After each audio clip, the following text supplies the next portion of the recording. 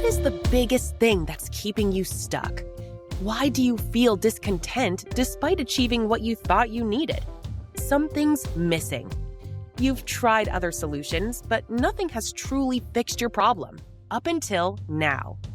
Download the 3 reasons you're feeling discontent and how to fix it fast at www.jedbrotherson.com and quickly create a clear roadmap that helps you find peace, clarity, and fulfillment.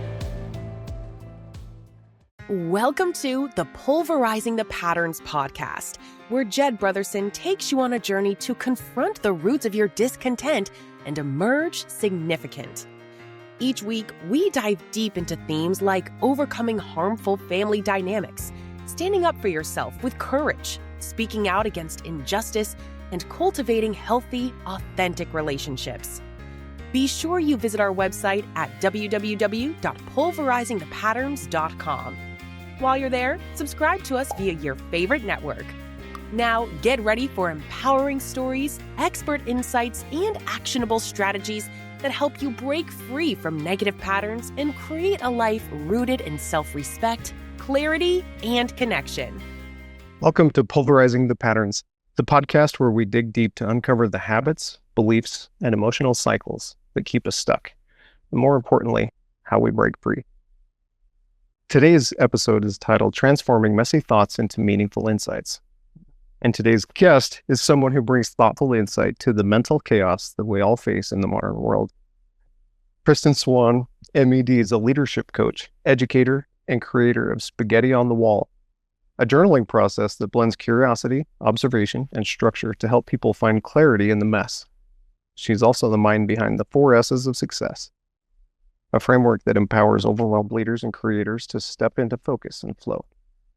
Kristan, I'm honored to have you here. Thanks for joining me on the show. Oh, thank you so much. I am excited to be here. This is a topic that I just feel like we cannot be talking about this enough, right? Because all of us have patterns of behavior that, they may be learned and frankly, they may have served a purpose at a certain time in our lives, right? And then really getting when they no longer serve us, how detrimental or just detrimental, I guess, in the worst case scenarios, but also just how limiting they can be for us.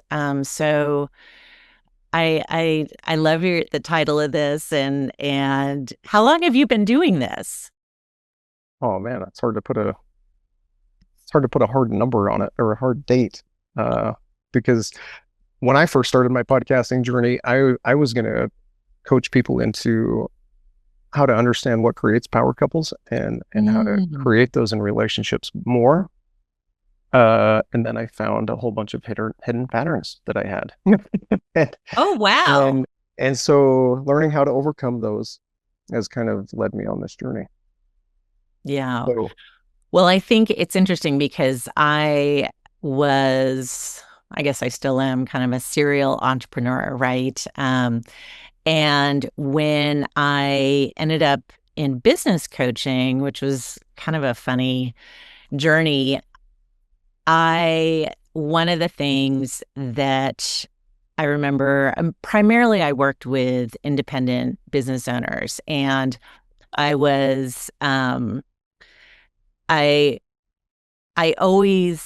think about my own journey as a business owner and how much that revealed to myself, and really kind of engaged me in growth for my personal life. Like I didn't even I wasn't thinking that I was like, oh, I'm doing this, service for people, and I'm building a business around it.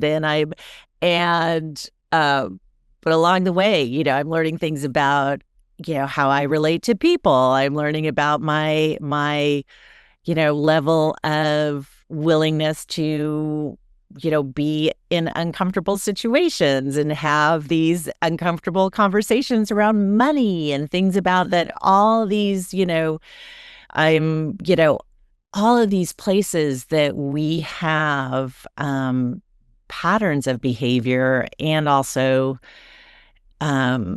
just kind of that little hidden, kind of soft spots, right? That I think a lot of times our patterns are created to protect. That makes sense. Yeah. So was there a moment or a series of them that kind of pulled you into this path, a deeper leadership and personal growth?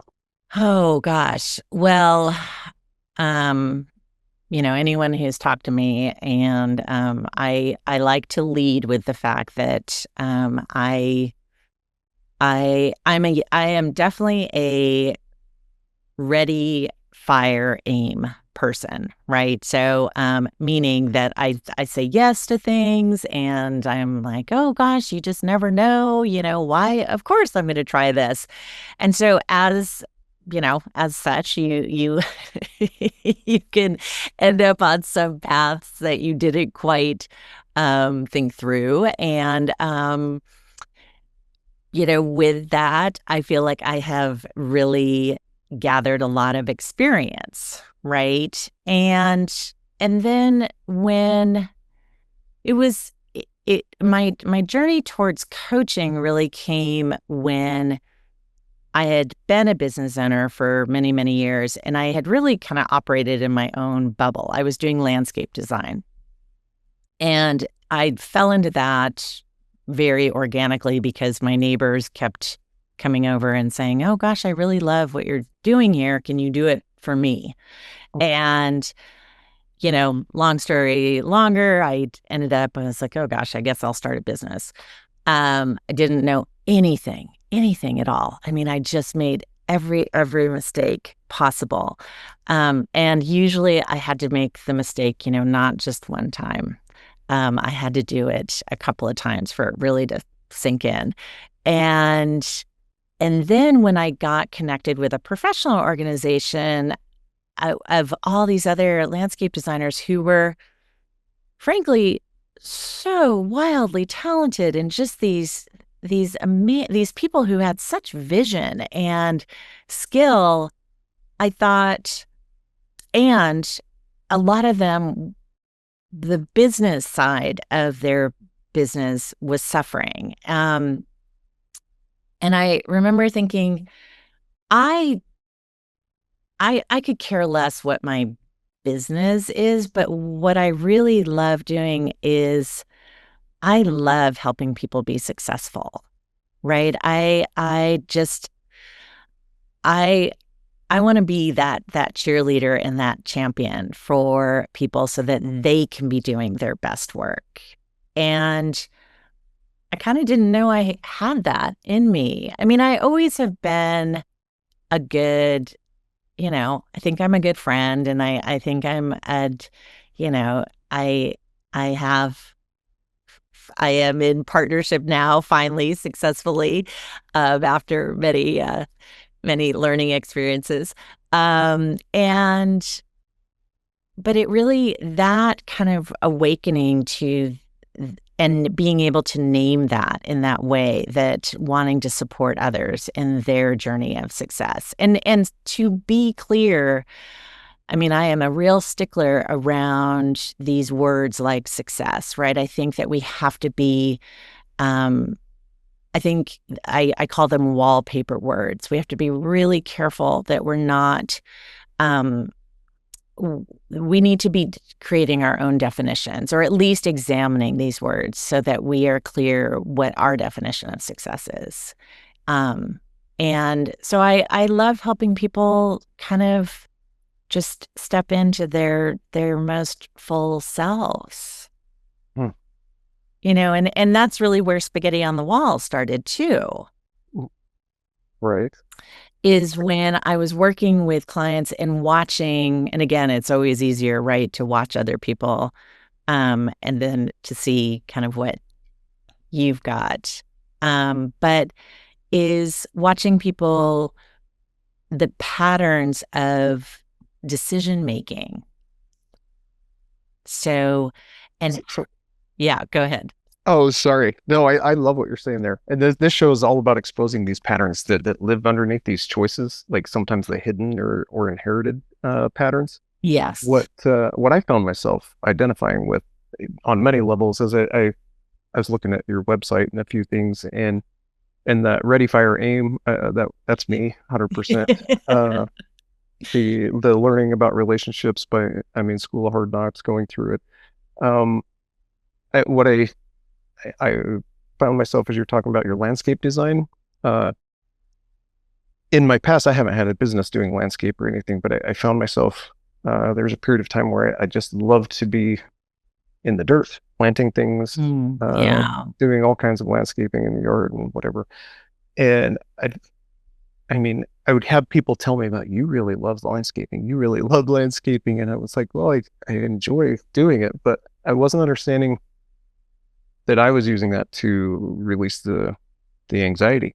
And and Oh, so yeah. as I came into the awareness about that, I was like, oh, well, it helped me understand and regulate those emotions a little bit better.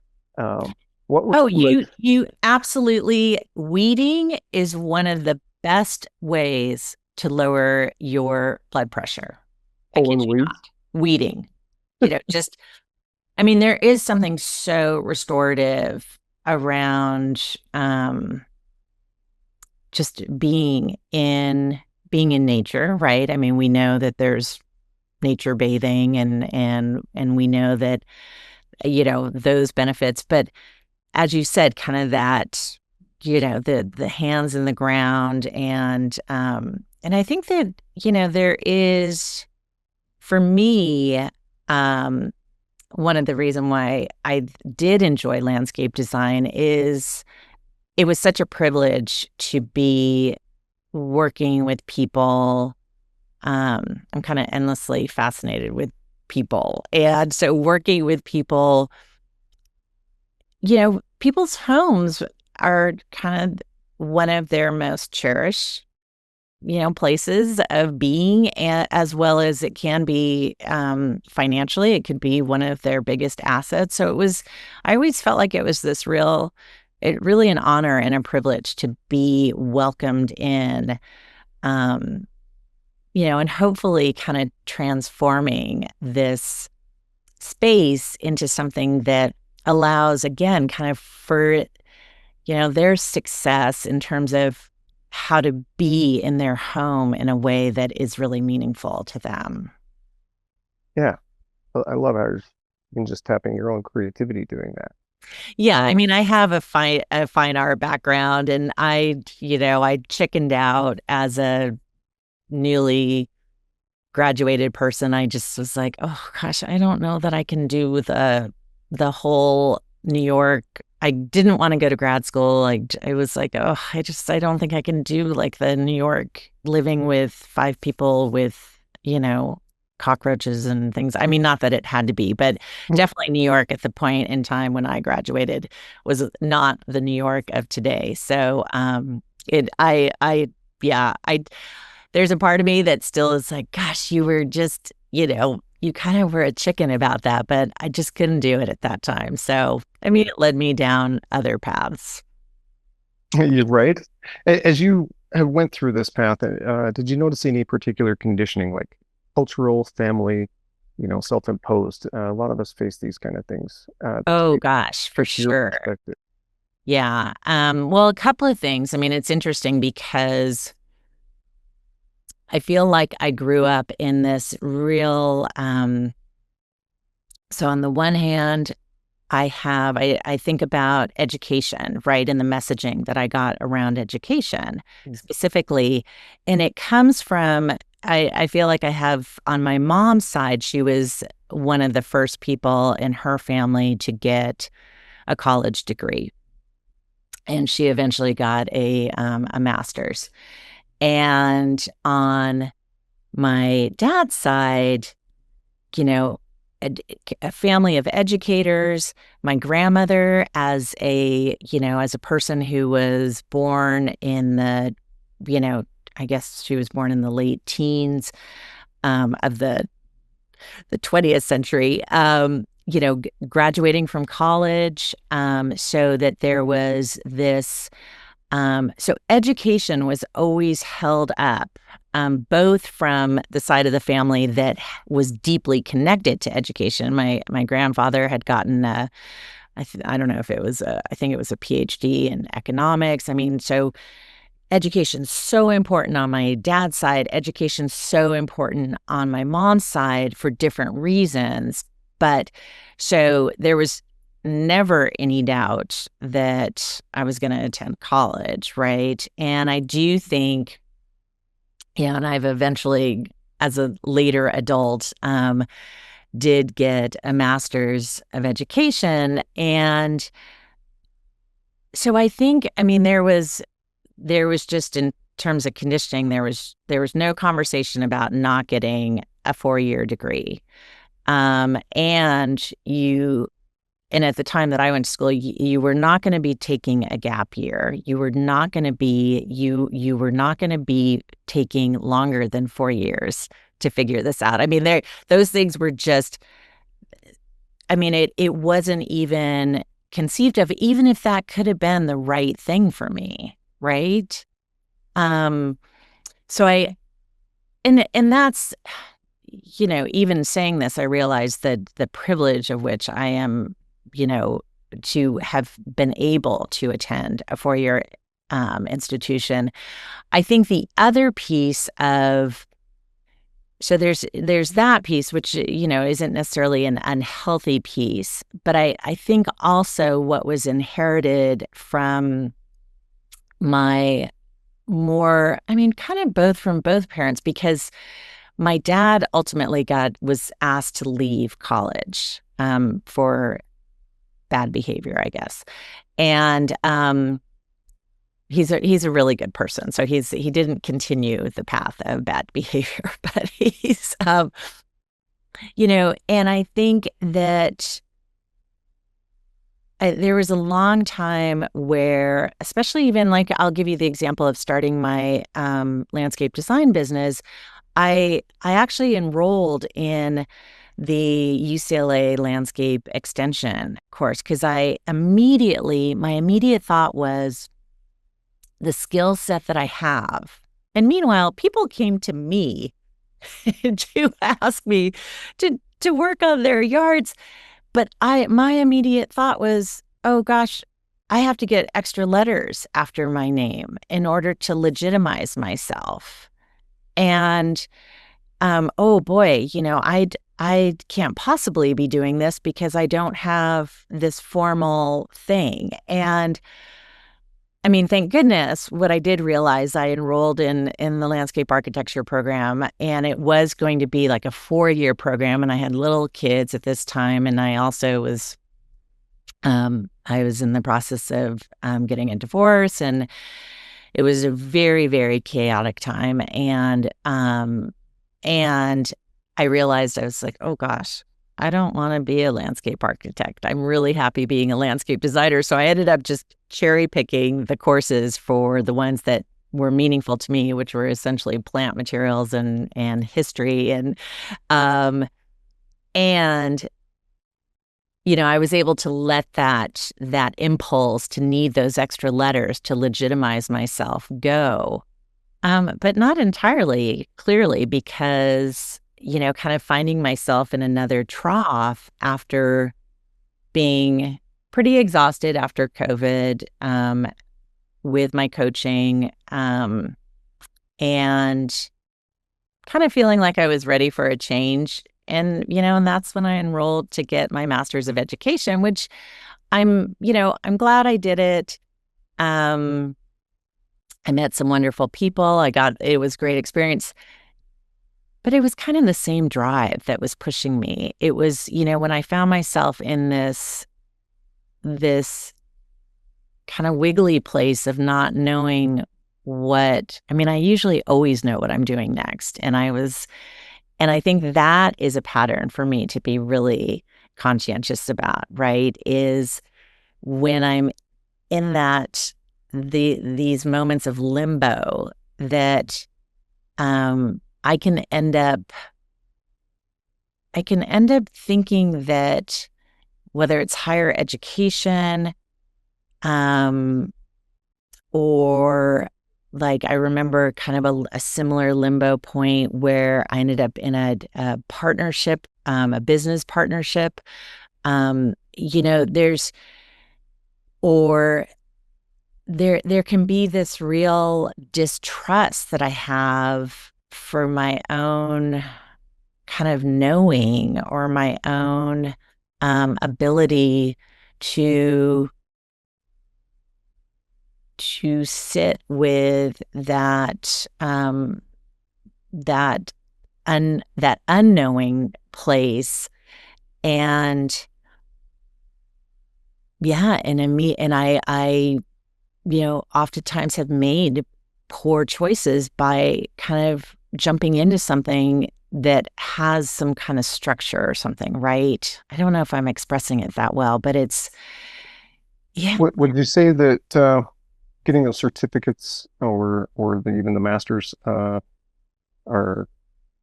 in defense or in an effort to avoid that not enoughness feeling? Oh, for sure, right? I mean, because there's such, at the end of the day, they're basically signals, right? I mean, and I'm just speaking for myself, so I'm not trying to be disparaging for anyone else who has chosen a path that may look similar on the outside, to be clear. But for myself, there has been a real it is definitely tied to that self-worth or that idea of being enough. And so looking for those socially accepted signals, essentially, that say, oh gosh, you are smart enough, or you are hardworking enough, or that was the thing, is another pattern, right? Is boy, you better work hard, because if you're not working hard, then yeah, you're probably lazy, and then that means you're a bad person. I mean, that's like if you want to just like cut to the bone of it, right? Well, that's a belief that I can identify with. That sounds specifically like it came right out of my family's mouth. Well, in that whole like human doing, right? You better be a human doing, because human beings are, They're just sitting. they're just sitting there. What are they doing? What are they bringing to the table? Right. Was there like a pivotal realization when you discovered that the problem wasn't what you were thinking? It wasn't on the surface, but it's something deeper for you to find and discover? I think I wish it probably would have been easier if there was kind of a true epiphany of sorts, right? Right. And I think the thing that I would say to people, and maybe the thing that I feel like is important to share in this conversation, that really, is deep in my heart, is that there is nothing linear about this journey.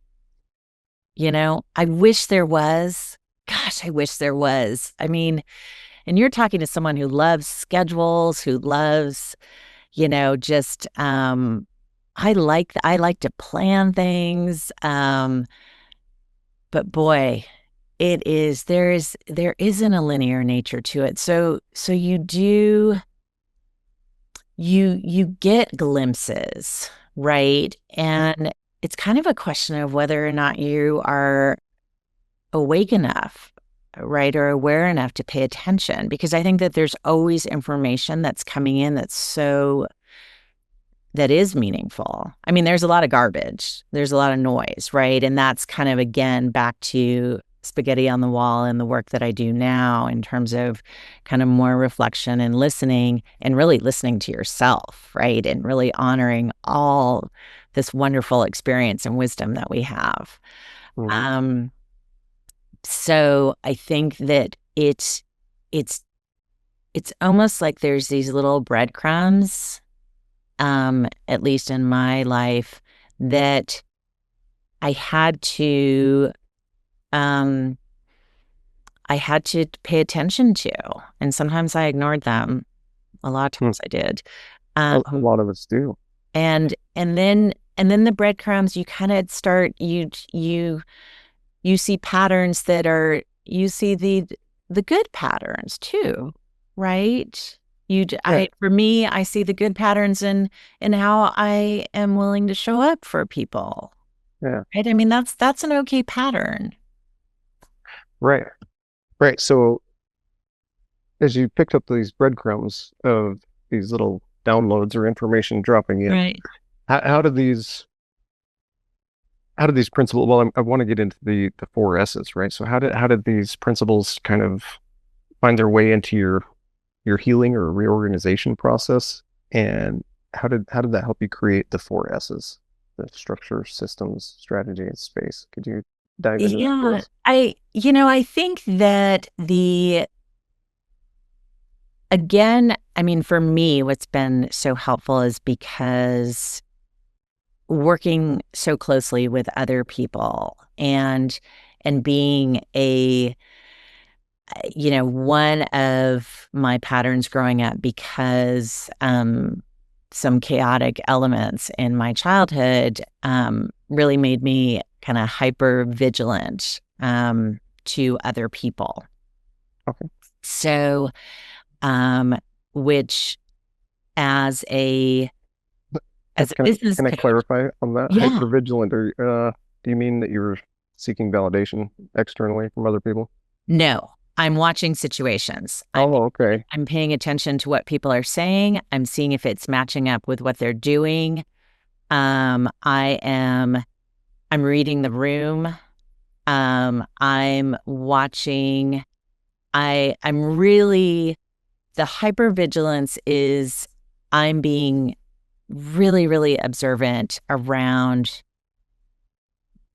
what I'm kind of, and there's no way I knew this as a child, that I was kind of really paying attention and matching people's kind of energetic expression with their verbal expression, right? And looking for those inconsistencies, right? I Yeah. think as a child, you are we want to feel safe, Yeah. right? And so you are and for me, inconsistency is a big red flag around whether or not a person is safe. Yeah. How that translated into my business coaching so what was essentially a survival mechanism as a young child and teenager became in some ways a little bit of maybe a mini superpower as a business coach because I could be in relationship with my business owners and be recognizing places where they were out of alignment, Hmm. right? And so that's where those four S's come into play because essentially the four S's were developed to give especially small business owners because I mean, a lot of them are kind of winging it, right? I mean, or at least initially. And so it really provided this scaffolding for which, because one of the ways that you become successful in a business is to be consistent, right? And also to be clear. So really that same skill that I had of being hyper vigilant and really matching if people were kind of doing what they were saying and if they were also just recognizing if people really what they were saying was really kind of true to who they were, right? And so taking that fast forward many decades later and developing the four S's as this scaffold for business owners to really help them be in alignment, help them to deliver their service or product in a way that was consistent and clear, right? And essentially, support the success that they were saying that they wanted. So again, I mean, so often, the actions were their definition of success. One of the first things that we would do, right, is kind of name that for that moment. It doesn't mean that it doesn't change over time, but for that moment. And then, and then be watching what they were actually doing. And so that's where that idea of, okay, let's just back up. And rather than, I mean, the nice thing about something like the 4S's of success is that instead of saying to you, you're my client, instead of saying, oh my gosh, I cannot even believe that you just, you're doing this, and instead it's like, oh, let's create a system. It gives enough detachment that, it's a nice workaround so that people can, you can support people and they can remain comfortable, and they can,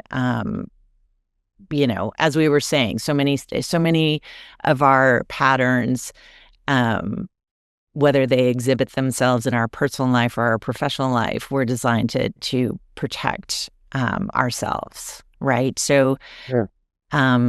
So just even being gentle with my business owners. Yeah. If that makes sense.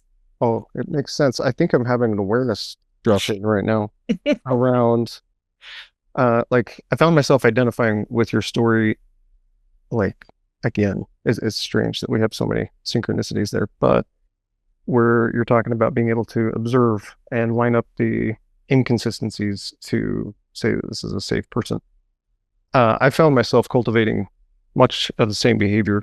And as I reflect on it, I've been telling myself it's because I'm the sixth in my family. So I didn't have just a mom and a dad boss. I got it all the way down.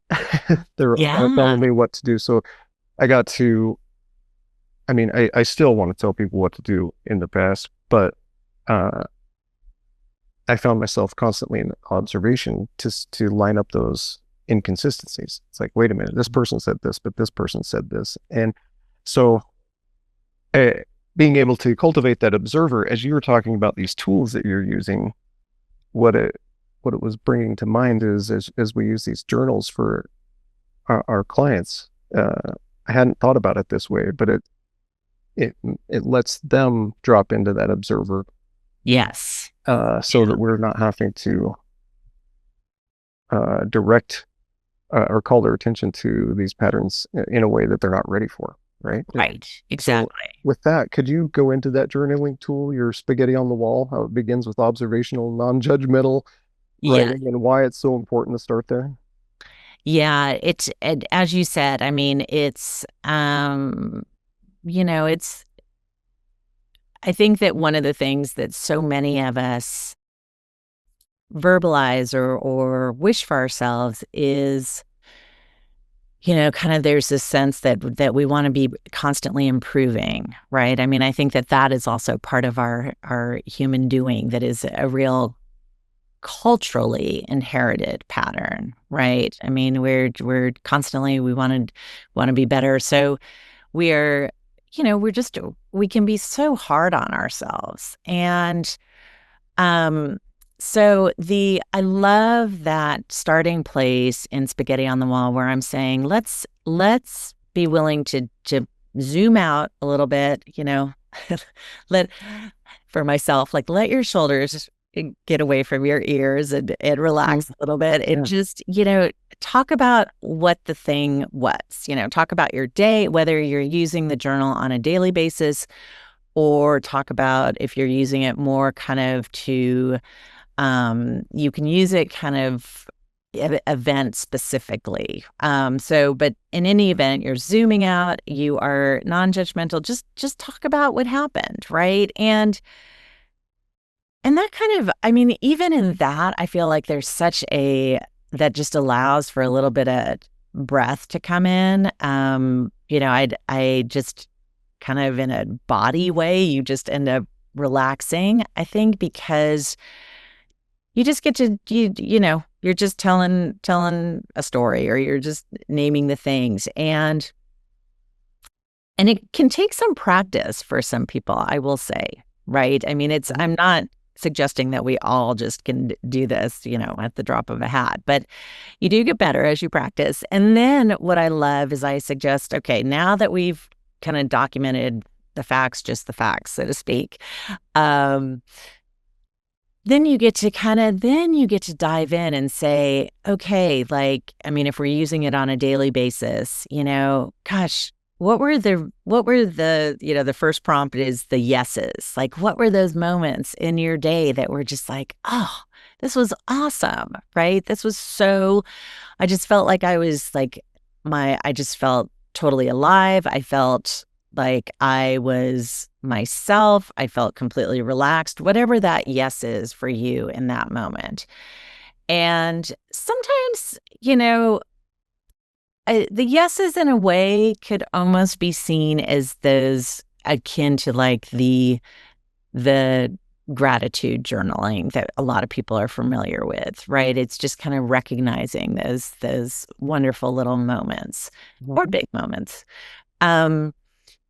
The one that I love a little bit more is because I feel like there's so much information about what doesn't fit, right? So then there's that next prompt that's like, not so much, right? And that's where you get permission to say, gosh, I went to that meeting earlier today and I just felt like I was invisible, or I just felt myself, they started talking about something, maybe I go to a meeting and they're talking about, expanding their footprint and going global and all that. And I'm feeling like I just feel myself kind of like shutting down. And so it's worth kind of understanding like where that is coming from. Am I jealous? Am I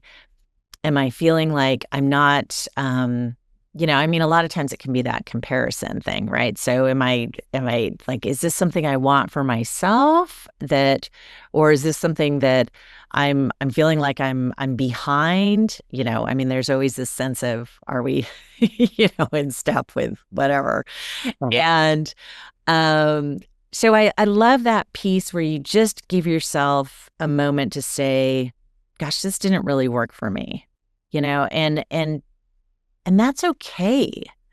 I mean, I think one of the funny things is, again, in this idea of constantly wanting to be better, is I don't know if you're familiar with like the Clifton Strengths. I think it may it may have had a different name. It's one of those tests, you take the test, it's a personality test, and I think there's 34 different strengths. And I remember the first time I took it, it was given to me as I had joined a board. And so they had all their board members take it, which is kind of interesting just to see how people could work together.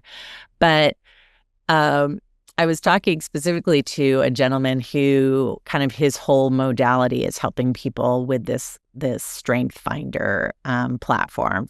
And the thing that he was saying that is completely counter to what the whole idea of this is that when they get all 34, they immediately go to the bottom to see the ones that they are failing at, so that they can maybe get better. And he's like, yeah, that's so not the point of this. The point of it is to be looking at your top ones and like lean into those.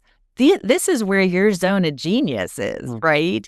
Yeah. And so again, I feel like with this unpacking in the spaghetti on the wall and noticing like what doesn't work for you, like some things maybe are worth investigating. And then some things are maybe you just get to say, gosh, it's okay. I'm not a big group person. I'm a small group person, and that's when I can actually be really engaged, or I'm not a nighttime meeting person. I'm a great lunch or breakfast person. I mean, this is all really, really good information, and it doesn't make you good, bad, whatever, right? Mm-hmm. So there's that piece of it.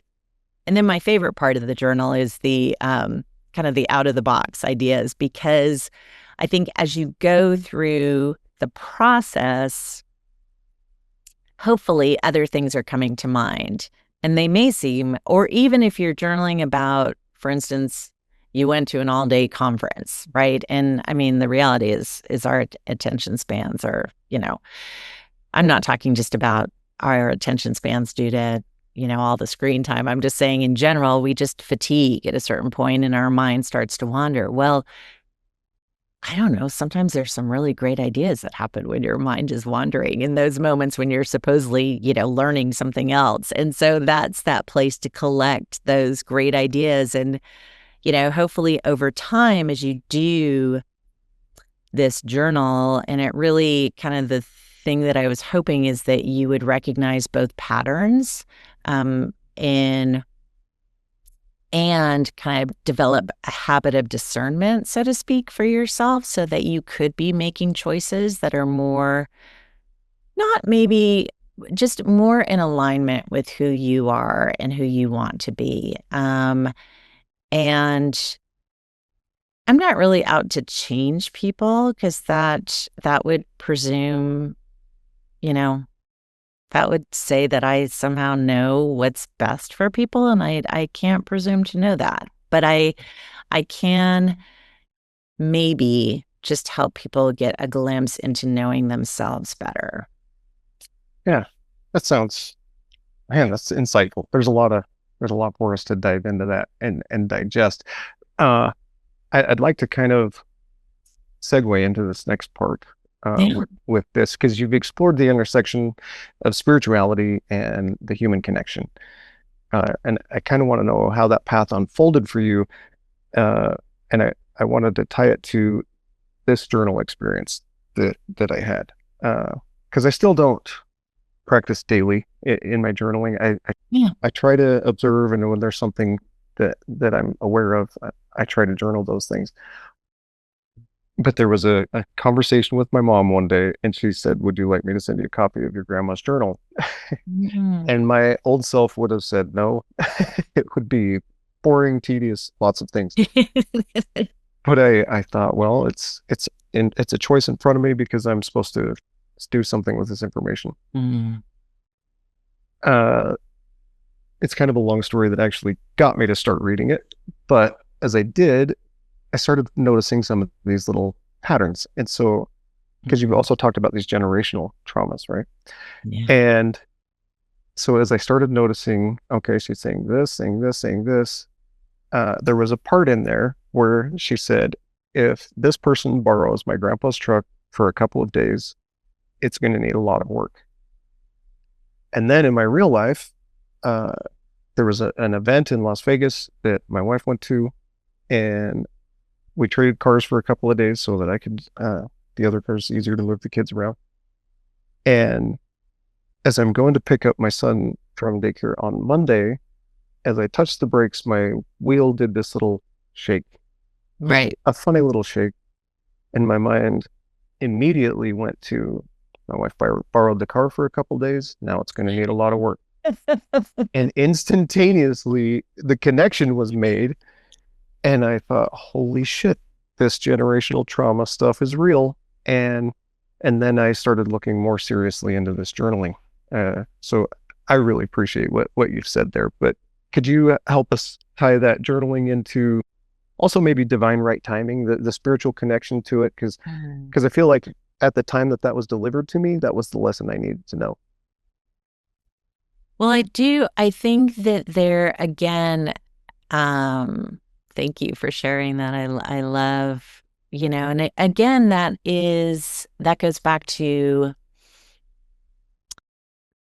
that ability to accept information or be aware, right? That there is, so, I mean, at its, I don't know, at its in some sense, I mean, the practice of journaling, regardless of how you do it, you could even just, I don't know, you could just be doing, loops, cursive L's, L's, L's, is again,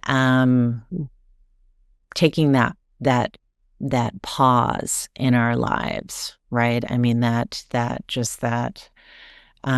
breath. So I think that the more that we can cultivate moments of stillness, that will directly correlate with our ability to be more in tune when we need to be paying attention.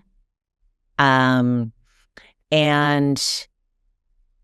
so there's that piece of just kind of the nature of journaling in and of itself, right? I mean, it's in some ways it's a meditative practice, right? So it's about that pause. And again, and then recognizing just the next layer of recognizing how much information is available for us to be tapping into, both within ourselves or within our environment. And depending on depending on what your connection is, but I mean, for me, the Discovering Your Spiritual Autobiography workshop that I offer is, I'm very clear that it's non-denominational, and I think, I mean, defining spirituality at its, most simple terms for me is that you believe that there's something bigger than yourself, right? And for some people, that might just be, that might be the awareness that the images that Voyager has shared, that there's this universe beyond, and it can be, I mean, for other people, it could be just that recognizing kind of their respect to the generations that came before, right? So, I mean, that concept of something bigger.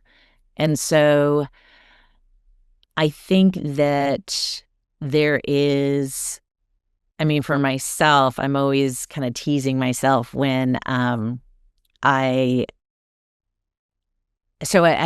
so to back up, that idea of something bigger, for me, is a great reminder to approach life with humility, essentially. And it's not saying that I don't do, I can make a really great panna cotta, and I'm great at planning vacations. So, I mean, it's not that I don't have, but just to have a humility in kind of my day to day, and and to allow for the fact that there is a bigger world that I don't, that I have some familiarity with, but that there's so much that I don't know, right? So I think that there is a real respect for what I don't know.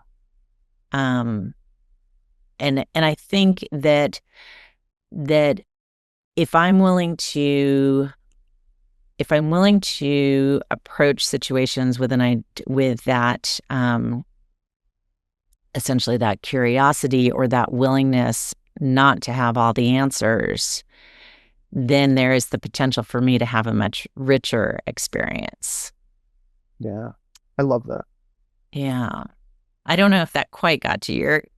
No, I think, well, it definitely goes into where the next question goes anyway. It's for you to get to that shift where, like we go through life and where we know nothing, and then we get to where we feel like we know everything. And then just what you're saying, we get to that point where we realize we don't know anything.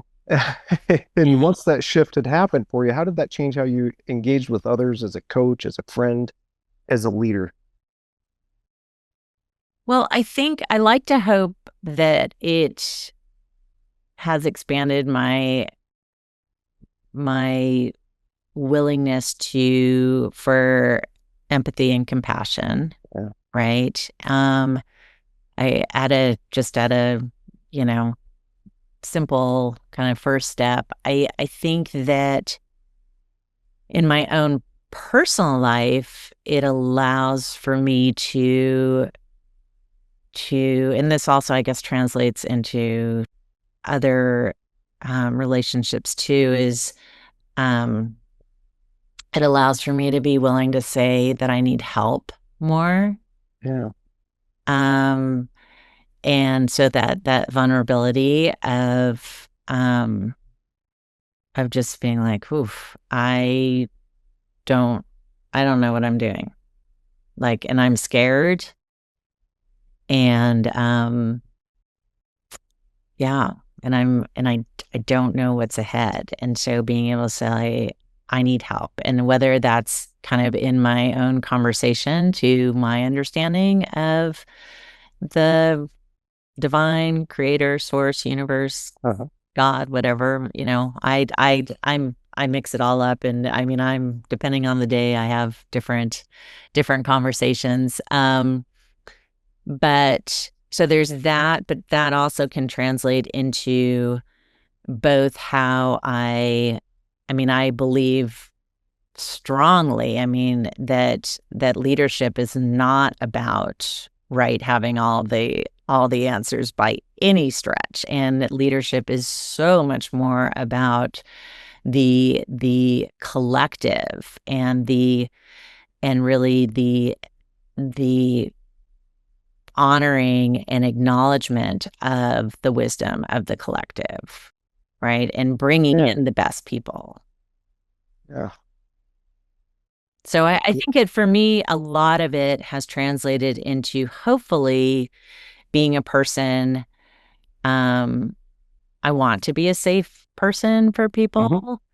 Um, that doesn't mean, sometimes I can be a little bit of a bull in a china closet, just meaning that I can, I don't know, sometimes when I see something, I say something, and I can be a little bit clumsy at times. So I definitely need patience and forgiveness. And but hopefully, I guess I at the end of the day, I'd love to be known as someone who was able to hold space for others. Yeah. That's amazing. I It's such a strong journey, right? And you've mentioned in here like all these aspects in my questions are coming up. You've attracted different like a new variety of person into your life. You attracted a new partner with some of Yeah. these changes. The What did that do for your personal boundaries in your relationships? Did it strengthen them, or in what ways did it strengthen or improve them? Well, I Increasing that really, spiritual connection is what I mean. Yeah. say that again. Increasing your spiritual connection is kind of what I mean. What did that do for the boundaries within relationships for you? Yeah, let's see. I think that, let's see, I probably have to think about that. The way that, so my husband is, I always joke that he's my third, my best, and my last. Uh-huh. And I think that there has part of what my journey has taught me, and both of us coming from previous marriages. We have children from our previous marriages, and is really a reverence of sorts for our collective experiences. And there are definitely those days where, we'll kind of muse about like, gosh, wouldn't it have been so great, like, to wish that we had met earlier. And then we also we're like, oh gosh, we probably would not have been the right people for each other earlier. Right. And Yeah. so kind of that recognition of what your the lessons learned, that fullness and it brings to my current relationship. And I think that we have one of the things that I we are both very tender with our relationship because we value it so much. Um, that is not to say we're tender with it and we are careful with it, but part of being careful with it is really not backing down from difficult conversations either. Yeah.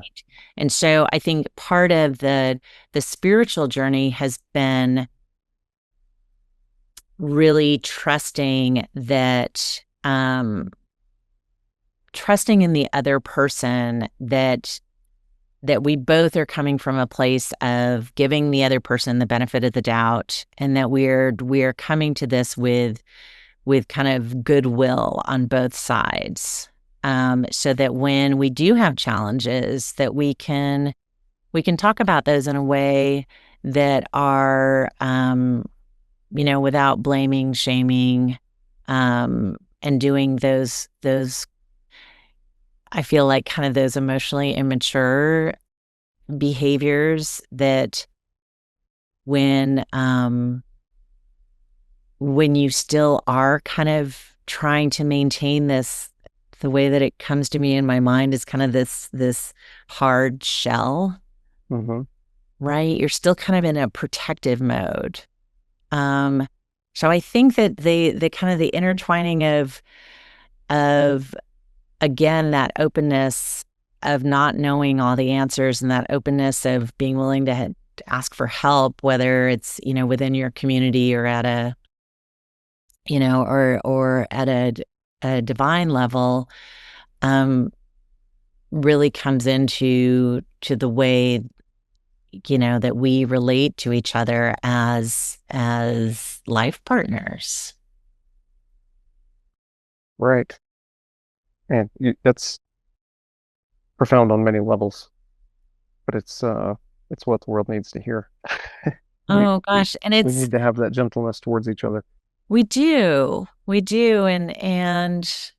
And there can be so many, there can be, it can be, there can be so many competing outside influences that are not necessarily, they're not malintended, I don't believe, but can be given. I think the other thing too is just to be clear about what, what gets your attention, what is worthy of your attention. Yep. That's profound for anybody to think about, because where our attention goes is where our energy goes, right? Yeah. If we could segue into our hidden money beliefs, many of us grow up with these hidden money scripts, right?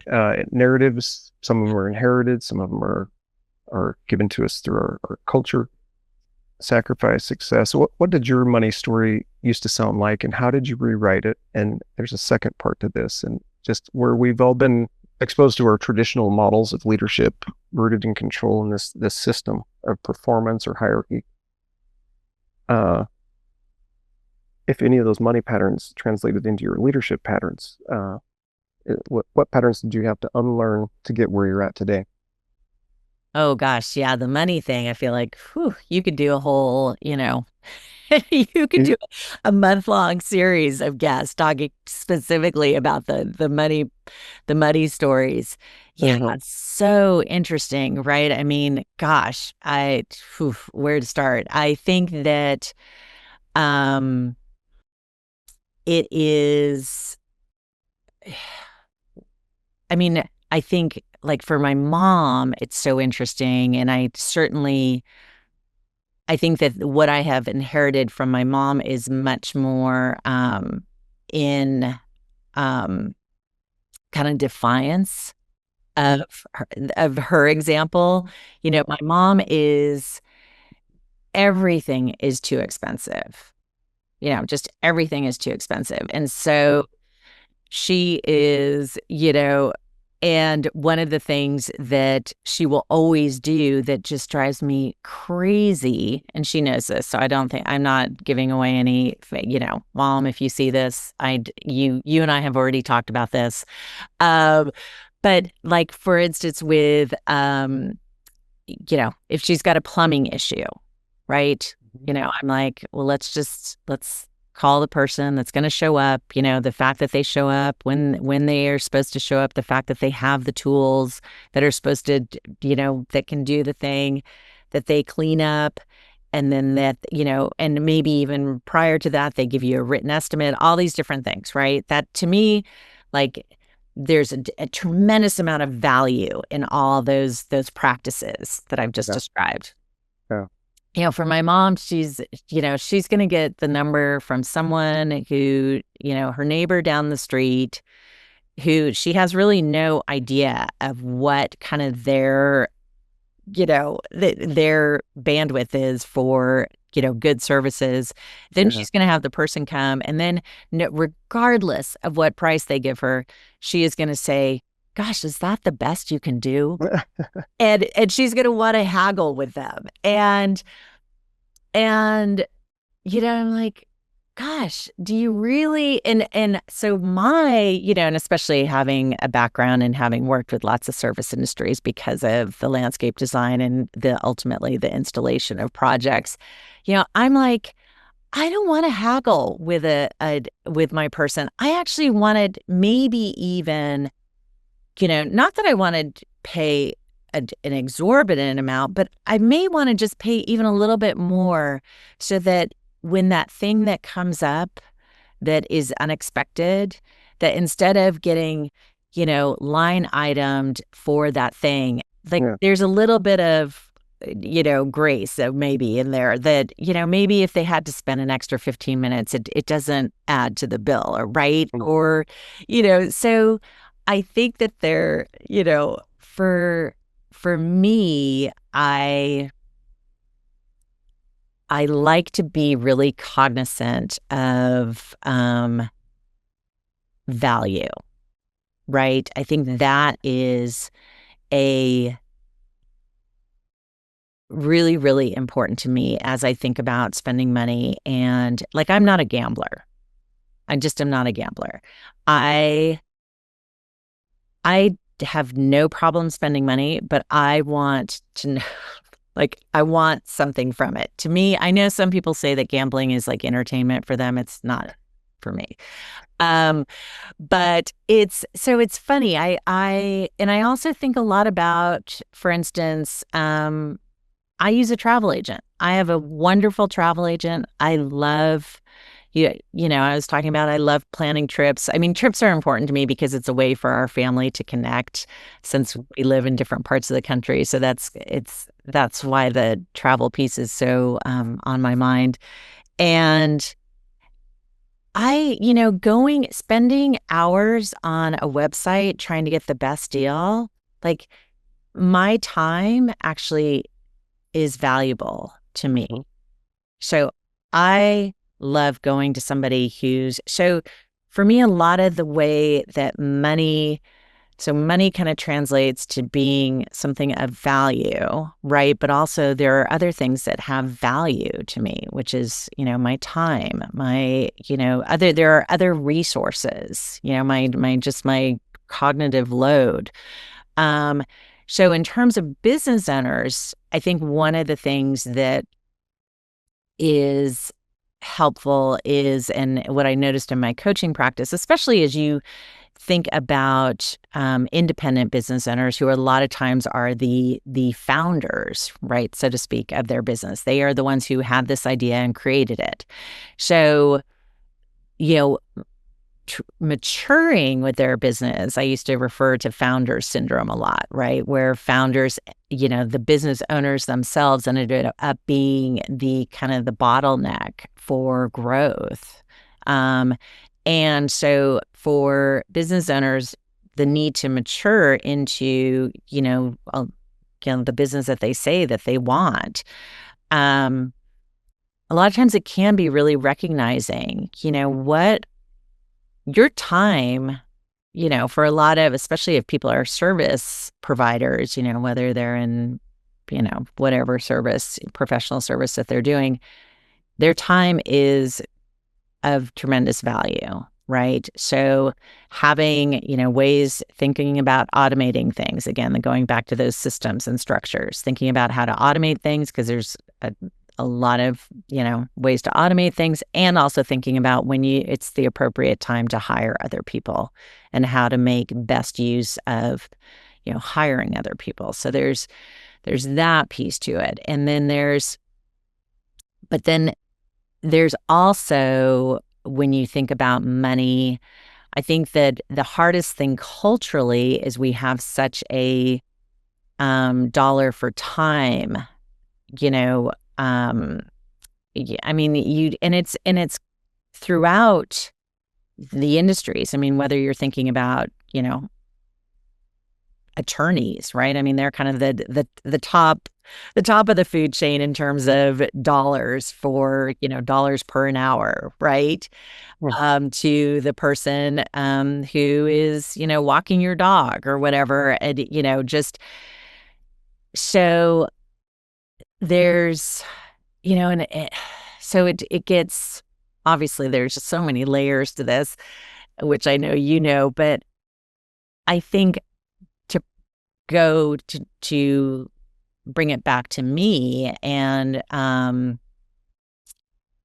hopefully not in a way that not in a way that this is all about me, but more in the sense of, to be transparent with you, I really struggle, because I mean, the things that I do, the things that are my work, especially right now, because I'm, primarily, doing these small group workshops and around discovering your spiritual autobiography, gosh, yes. Do I think that has a lot of value? Absolutely. Do I know how to put a price on that? No, it gets really complicated. I mean, it really isn't, but it feels really complicated because it's this kind of, even though I think that it's such a deeply important practice,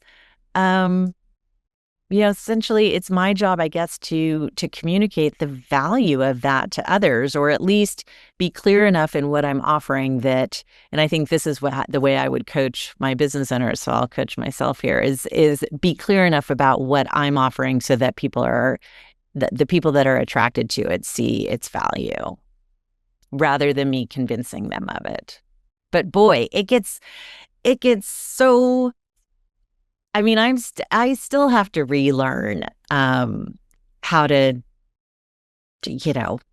stay in my value. Right. We're all learning that. We're all learning that. As you're speaking, and this next question goes into, like, what does the heart-centered leadership model make possible that those traditional frameworks don't?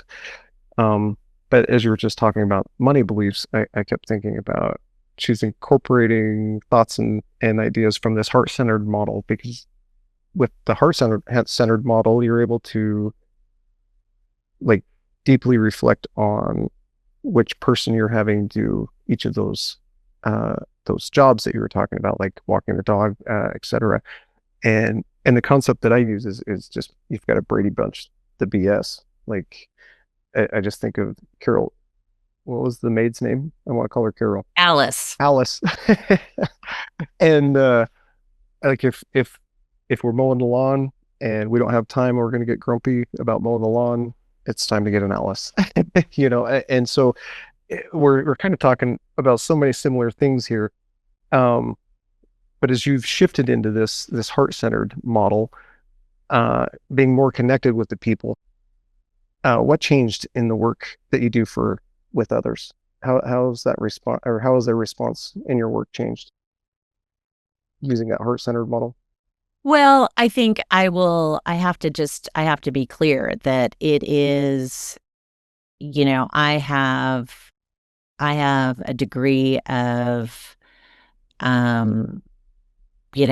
security in my life that allows for this. Right. I mean, and I want to be really, really open and honest about that. Like, I am not worried about, having a roof over my head. I have a vehicle that's in good working order. Um, I, essentially I'm coming from a place of privilege where I am able to do this. So, and, and I think that I was just talking about this with my husband, that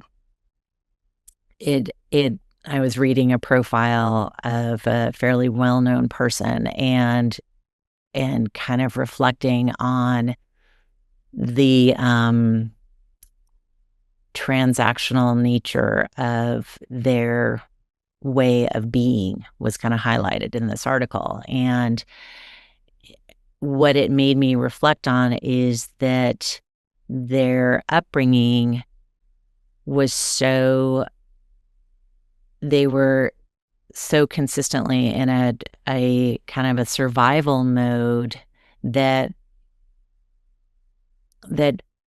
frankly doesn't allow for it. It makes it's pretty tough to be heart-centered when you're trying to survive. I think some of that was actual survival. Some of that is kind of culturally, put on us.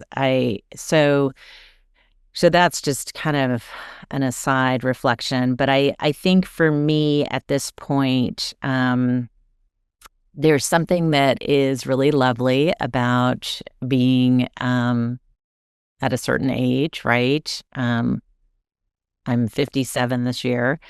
And, so at this point, it's like, I don't really care what people think, right? So I think, and I talked about that, I wasn't willing to be an artist early in my career. And in addition to that starving artist that I didn't want to be, I think if I'm really, really honest with myself, I don't know that I was prepared to be. I think that really good art has a degree of vulnerability, right? Because that is what actually connects with the viewer or whatever your medium is, right? So however people are meant to ingest your work. That there has to be a degree of vulnerability from the artist. And then that is that connection point within a larger audience. And I don't think at that age of 20, 22, that I felt entirely comfortable doing that. And so I think I also knew that if I wasn't producing art in that way, that it was going to be pretty mediocre. And so I wasn't necessarily going to be successful. There were all these, awarenesses, how willing I was to name them, they still were here. So I'm just at this point where, boy, I don't care. I mean, what people are going to think what people are going to think. And people may be put off because I've been divorced twice. People may be, put off because of any number of reasons. And I have zero control over that. And thank goodness, whew, that's a relief. So why not do the thing that actually speaks to me? Because I don't necessarily see myself retiring. I'm doing something that actually is heart-centered and is in integrity with who I am is so energizing that I feel it's funny because I have done so many different jobs and I've loved every one of them, and I've met amazing people. But honestly, other than being a parent, doing what I do now with discovering your spiritual autobiography and by extension, offering spaghetti on the wall and things like that, this is finally, I finally have landed in doing the thing that actually is the thing that I am choosing. Yeah, I love the way that you said that. How would how do you help people or someone who's still operating from that old box that wants to prove their worth by the Mhm. actions that they're doing, break out of that and recognize their inherent value? I mean, you've kind of talked about some of this, but Well, I how do you get think them to break out of it? yeah, for starters, you just have to love them. Love it. Good. Yeah, you just have to love them. And I mean love. I don't mean pity them. I don't mean, because that assumes that you know better, right? Yeah. So and I mean, it's kind of like, if you can give them an actual hug, it's like, give an actual hug. If it just is you know, a heart hug, then it's a heart hug. But I think we have to start with love, and that doesn't mean that we understand everything or that we accept everything that they do, but we start with love. I do think I years ago at my daughter's school, Carol Dweck, a researcher, I believe from Stanford, she wrote a book called Mindset, and it was primarily around education. It was talking about a growth mindset versus a fixed mindset. Okay. And it was, I think her first book was primarily about like K through 12 education. And I remember going to this presentation, and I had read the book. I mean, it's easy to read. And I was like, oh my gosh, I mean, and I remember thinking, I mean, this is great for K through 12, but this is applicable for everyone. Like, and I think the last time I looked at, Amazon or whatever, and I looked up the book, I think she actually has done a series of books that kind of address. But one of the best pieces of advice in that book around building that growth mindset is how to give praise. And one of the tips, or the way that I have taken it away, admittedly, it's been years since I've read the book, but I mean, I just to think about her all the time and the genius of that, but is to give praise in very specific ways. And I think that can be a way to move people towards recognizing their self-worth. Because instead of me saying, Jed, you're so great. Thanks. You're awesome. Thanks. Instead saying, gosh, Jed, I so appreciate being given this opportunity to have in a space where, not only was I late, so you gave me some grace around that. So I really appreciate that. And you didn't hold that over my head. You still greeted me with a smile. And so I felt so welcomed. The thoughtful way that you have asked questions that really ask me to think and reflect, and without challenging me. So you essentially are creating a safe space for us to exchange ideas. And so really, when you are complimenting someone, and I think there's two things that happen. So you're being specific. So you're basically mirroring to that person who they are, right? Which hopefully can maybe expand their awareness of who they are. Mm. And in that mirroring, you're seeing them. Yeah. And you think about how much we just all want to be seen.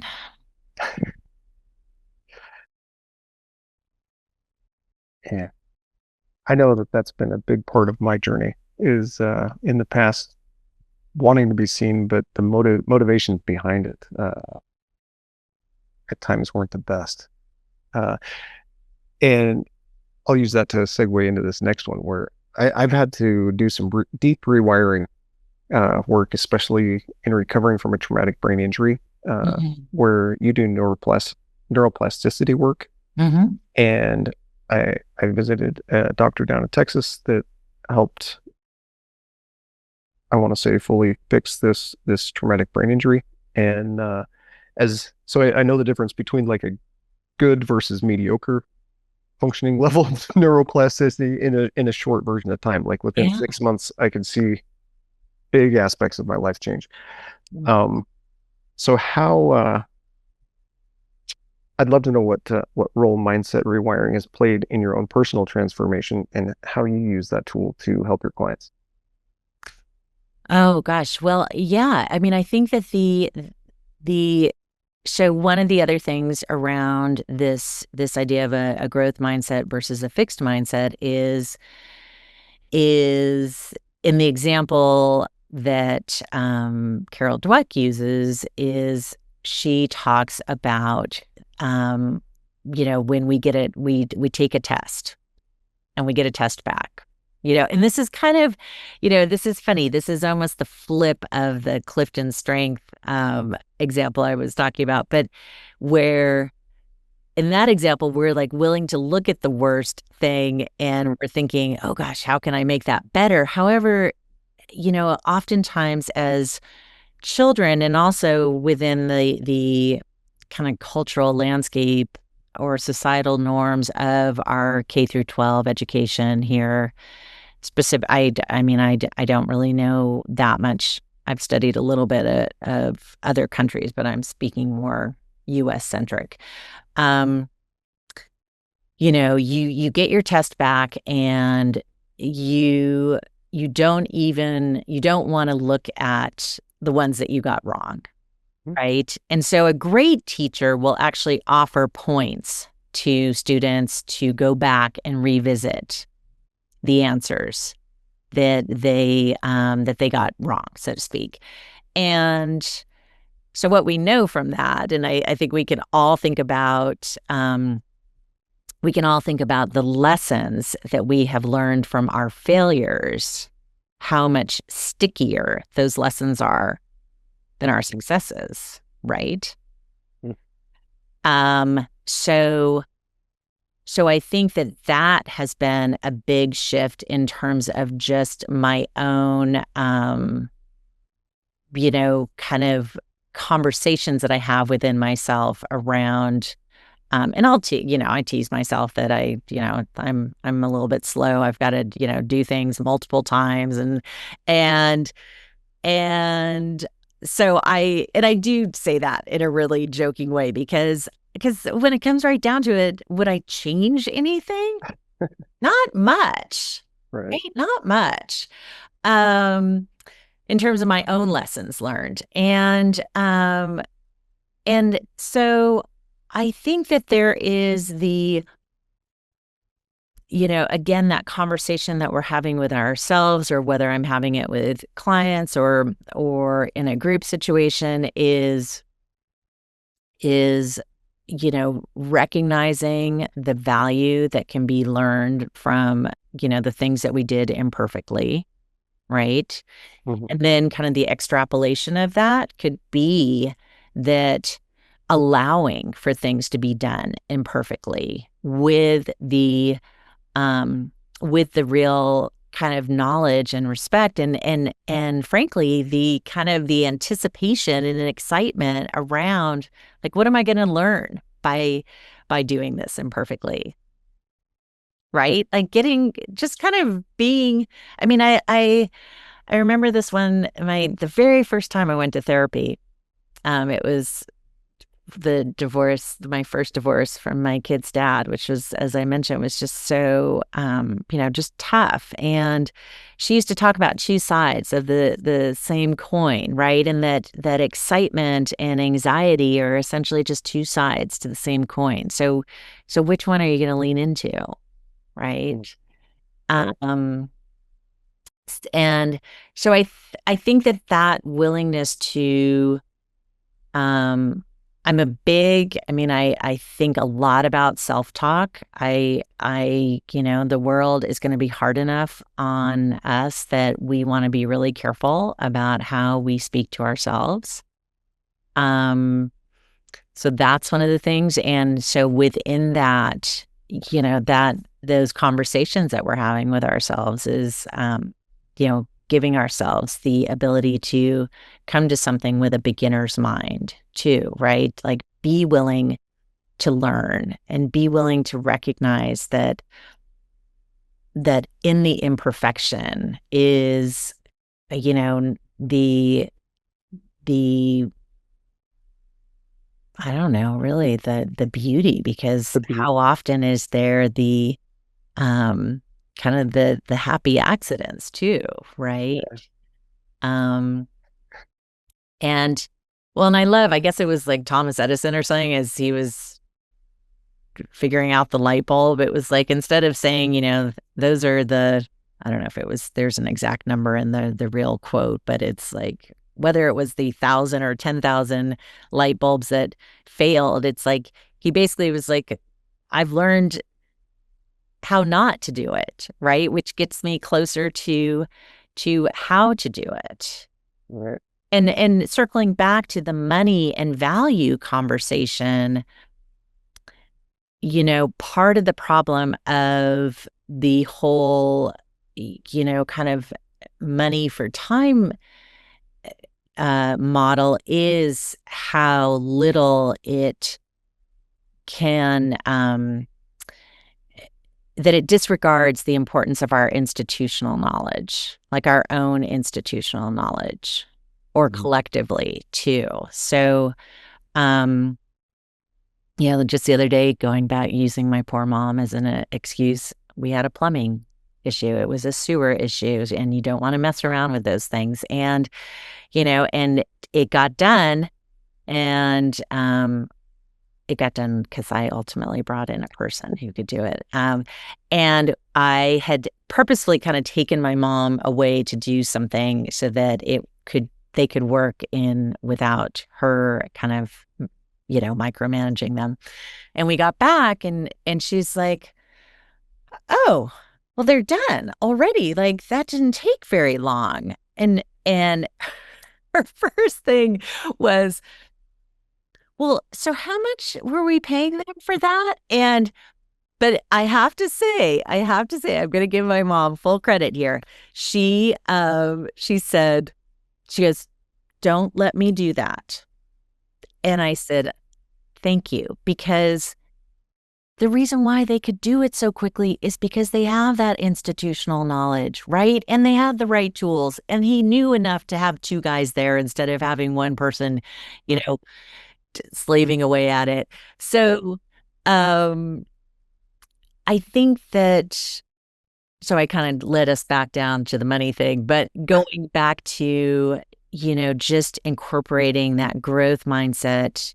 And even at this moment, knowing that we do have that ability to create new patterns of thought and new ways of thinking. And, you can do something. I just was at a lecture last night with Dr. Sanjay Gupta, and he was talking about this very topic and saying, for himself, one of the things that he does is he's right-handed, so he's been trying to consciously do more stuff with his left hand, right? To make sure that he's kind of exercising different parts of his brain. And so, it could be little tricks like that. And I think one of those things that in that neuroplasticity is,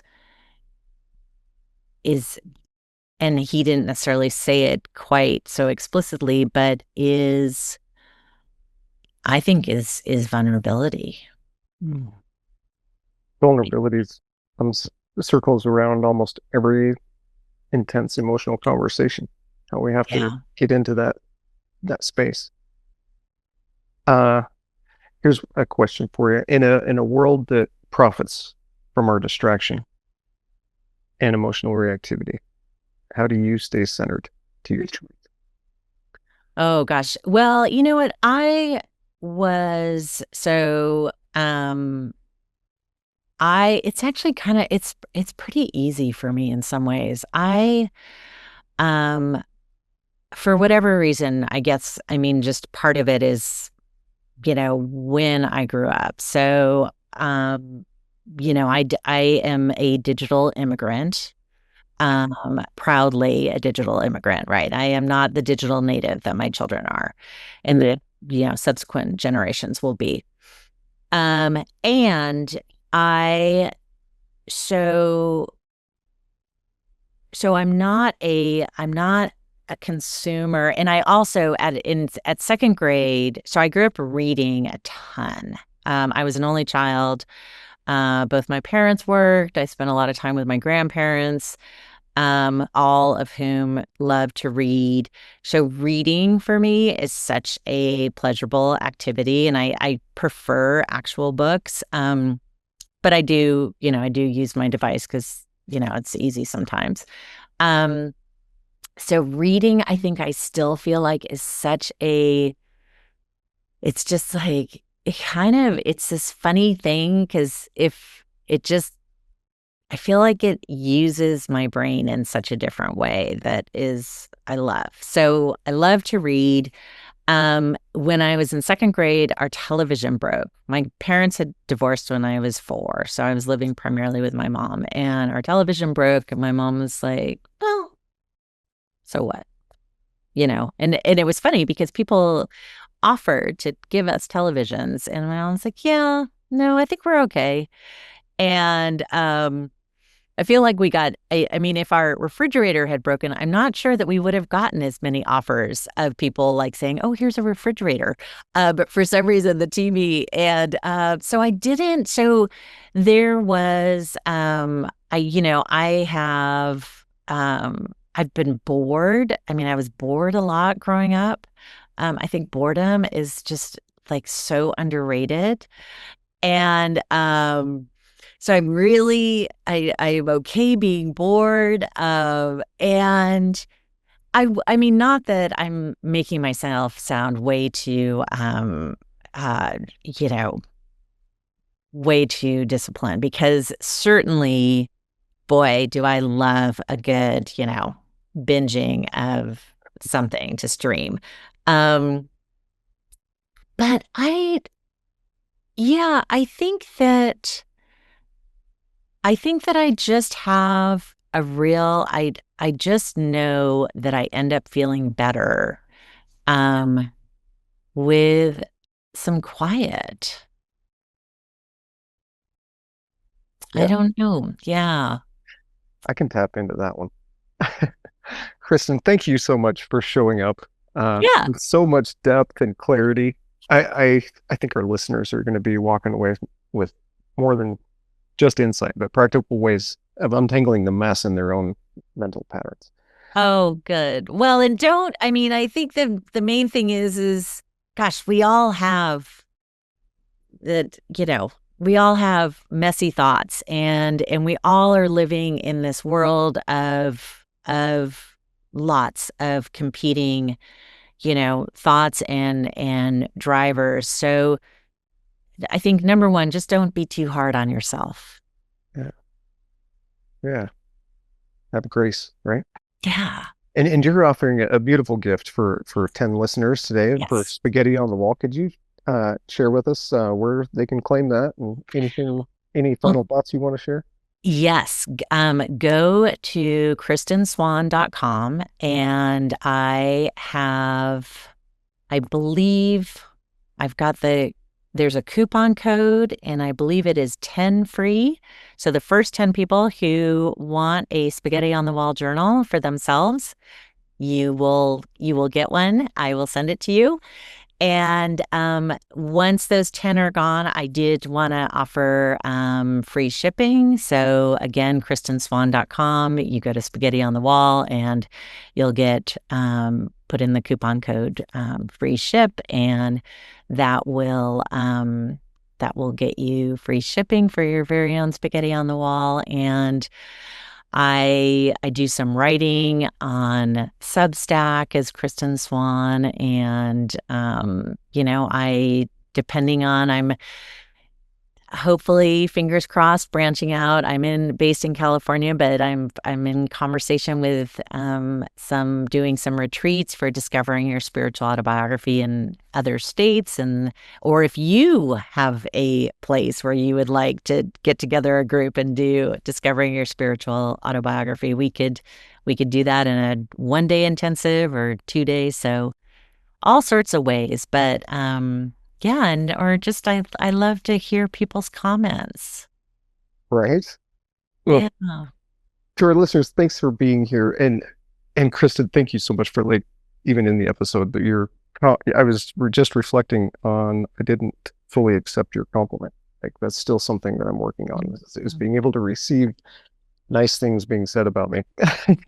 So thank you for just paying attention. And listeners, keep asking those questions. Most of all, keep pulverizing those patterns. Yes, keep pulverizing those patterns. And Jed, you are a real gift. And so thank you for creating this space for us to recognize that, we're all doing this together. All right. Yeah. Thanks so much. So be good to each other. Thank you for tuning into the Pulverizing the Patterns podcast, where Jed Brotherson takes you on a journey to confront the roots of your discontent and emerge significant. Remember to visit our website at www.pulverizingthepatterns.com and enjoy even more great episodes like this one. Again, while you're here, subscribe to us via your favorite network. We look forward to seeing you next time on the Pulverizing the Patterns podcast.